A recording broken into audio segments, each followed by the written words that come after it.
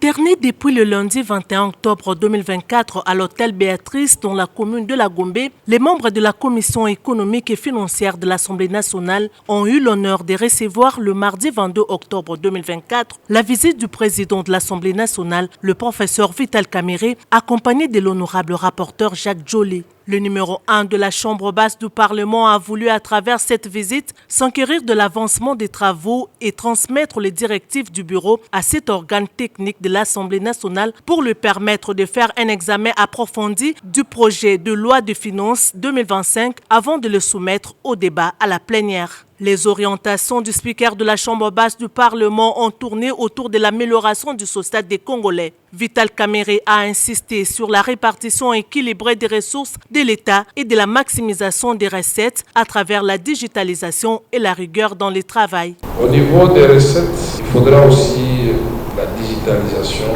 et la rigueur.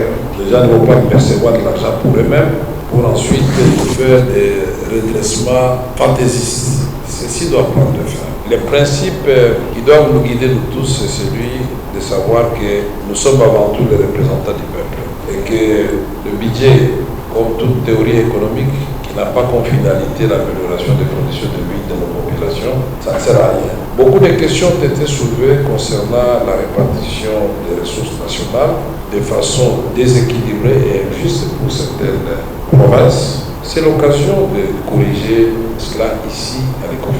Il faudra respecter la chaîne des dépenses en évitant tout dépassement budgétaire et faire le monitoring de l'état de l'exécution budgétaire, a martelé le speaker de la Chambre basse du Parlement. Au niveau des dépenses de l'État, nous devons revenir dans la chaîne des dépenses et nous devons définir les priorités de l'État congolais qui ne doivent pas être en opposition avec les priorités de la population.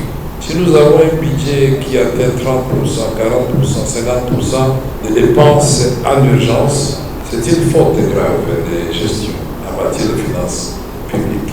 Puisque la loi aura été violée, alors sérieusement. C'est nous qui sommes l'autorité budgétaire et pour éviter ce genre de dérapage, il faut faire en sorte que l'Assemblée nationale, quand il est chef, puisse avoir accès au compte général du Trésor trimestriellement. C'est pourquoi vous devez élaborer un tableau où trimestriellement, au lieu d'attendre la fin de l'année, reddition des comptes, puisque si dès le premier trimestre vous voyez que la trajectoire est mauvaise, vous pouvez corriger.